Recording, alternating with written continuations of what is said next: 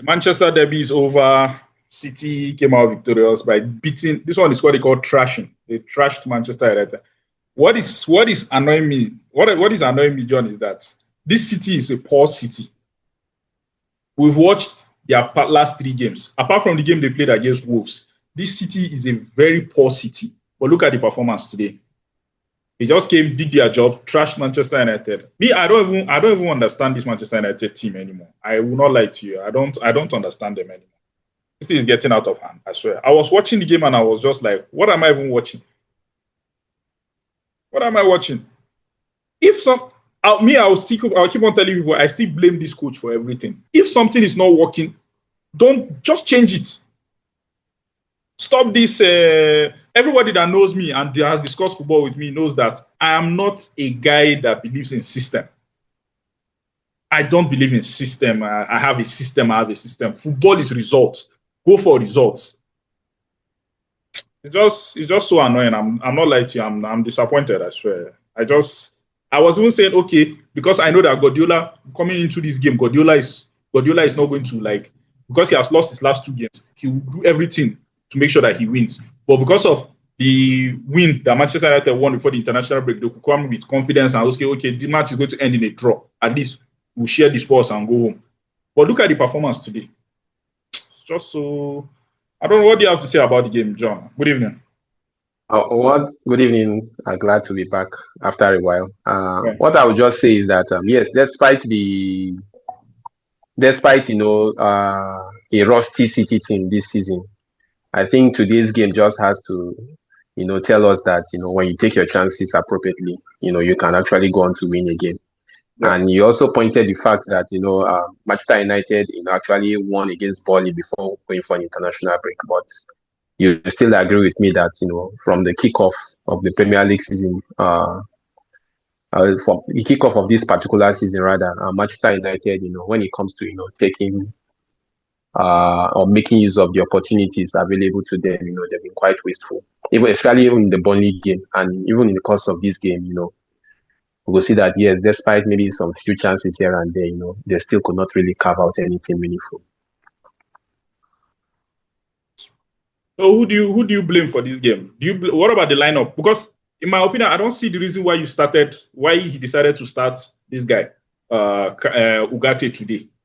There was no. I felt okay. He was playing his first night with Mason Mount. Mason Mount is injured. What are you supposed to do? Just me. You push Bruno up so that Bruno will be among the 2 behind Sesko. Because yes, I also said in my preview, I also said that Sesko needs to start. You push Bruno up. Let him leave that central midfield role. Push him up so that he'll be close to goal. Then what's this called? Sesko in as 9. Mbeumo behind it. That's 2 of them. Then you introduce Casemiro and what's it called? Maino. That was what I was thinking this man was going to do. Why bring in Ugarte? We all know that Ugarte is too erratic. This is not his kind of game. Even in that first half, I feel he was lucky not to leave that first half with yellow card. Well, while I understand your frustration, I felt maybe the reason why Ugarte actually came to this game is to maybe inject some bit of energy. That's what I feel the coach, was expecting from Manuel Ugarte. Yes, Casemiro, is an experienced midfielder, can do the job, but you agree with me that, Casemiro is a player for Manchester United that, cannot really play a full 90 minutes. So I felt with, the Manchester City midfield, consisting of Tijani Reyners and Rodri. Rodri and Bernardo Silva, the case of 3 against 2. I felt, Casemiro could have, or would have wear out, very quickly. So I felt, that was the more reason why the coach decided to, try to use this energetic and, combative midfielder in the person of Ugarte. Although I will not really say, yes, though he's erratic, but my blame doesn't really, or if you look at the goals we conceded, I won't really blame Ugarte in a way because I think this has been. It's not that. Sorry for interrupting. It's not that I'm blaming Ugarte for this. I'm blaming the coach for changing something that was working. You understand? Because if you look at I our do, I last do. 3 games, one of the best players in that team has been Casemiro.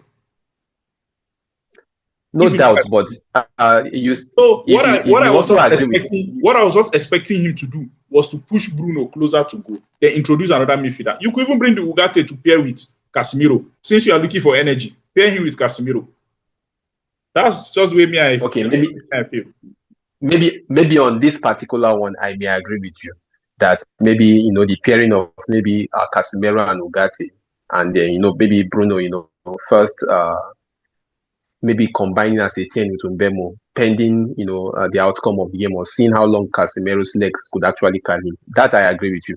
But I think if you look at the goals we conceded this uh, evening, I think what I just saw is I feel our defenders lack awareness because if you look at the first goal, nobody was actually marking Phil Foden, and he just headed the ball nicely into the net. Also looking at even the second goal as well, the Haaland goal, you also see that there was no this awareness from the side of the defenders to mark the Manchester City forward. When you see teams that really defend compactly, you find that there's this awareness. Everybody knows their man. They know who they are marking. And at the end of the day, they try to nullify such a threat in their own final third. But I think that was not the case for the Manchester defenders, and that's why City was able to actually capitalize with the little opportunities that they had. And I think Pep Guardiola actually recognized this because if you agree with me, in the second half, I felt Man City actually allowed Manchester United a lot of possession.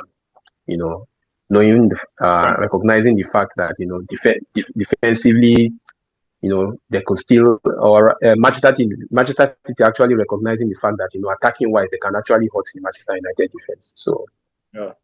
that was Yeah, just tweaked majorly it. everything. Yes, I noticed that in the second half, Guardiola started relying more on counter. He was trying to counter us, Exactly, trying to pull us in, then hit us on counter. exactly. That's In what fact, annoys they me. gave, in fact, from the That's what 46th annoys me minute. with. That's what annoys me with our coach. Not tweaking. Our coach is too rigid.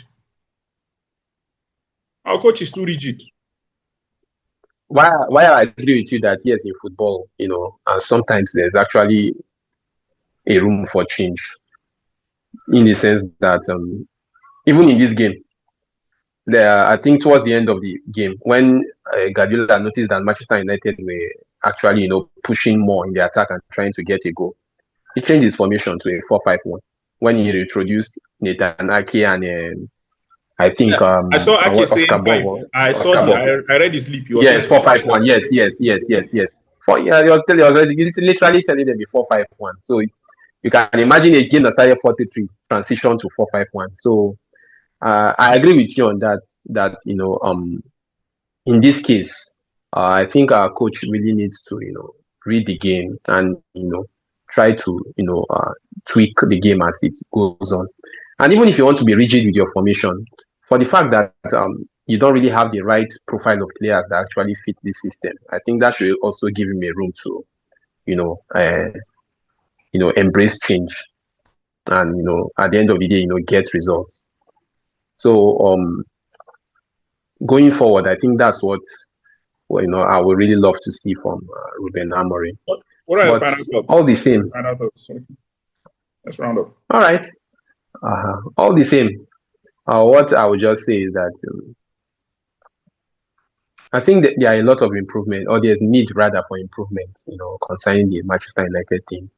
Yes, we've seen, some, maybe in the course of this season, we've seen some little improvement in the place of, the attack in terms of Mbuemo, the time when Kohan and Mason Mount were actually playing together and all, we saw some improvement in attack. And kudos to Mbuemo today. He didn't really have a bad game at all. I think he was the only player in the Manchester United team that, carved out, decent chances, shot out of the blues, that maybe the goalkeeper may not really be expecting. But, kudos to also Donnarumma for, being at alert, to be able to, save his team.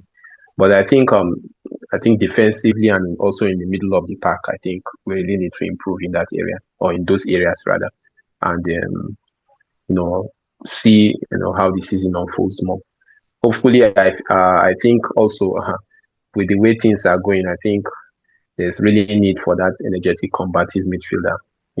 Maybe come the next window opportunity, So because are you saying that? Are you saying that uh, if we don't have the combative midfielder now, so this is what we'll be experiencing? No, we cannot be giving him no, that. the truth of the matter is this: if we don't have that combative midfielder, or midfielder rather, the truth of the matter is, we'll keep on seeing, some displays like this, either where we win by struggling or we are totally beaten. As far as I'm concerned, this season, there's somebody to say, I don't think Manchester United, in terms of the whole play, in terms of 90 minutes, have really, we can really point again that okay, Manchester United did well from start to finish. There are sometimes yes they played well, but you can actually point out to the last, especially in midfield and defense. So I think that combative midfielder that will still shield the defense, break up play. There's somebody to say, and uh, maybe a Rodri-esque kind of player that can break up play and also link up with the attack as well. So I think there will be need for that, because the truth of the matter is I don't really see so far so good. Even the Bruno Casemiro formation, still have its little loopholes here and there that could be exploited. But I think with that combative midfielder will be a more formidable and solid side, one that can actually blend in well to the team. And also finally, I think in the final third too, in terms of our service and delivery, I think we also need to improve on that. Shesko is not a bad forward, but the truth of the matter is he's not really getting the service that he needs, and that's why it looks as if he's actually struggling. All right. So far so good this season. All right, John. Thank you very much for joining me. See you next time. All right, thank you. All right.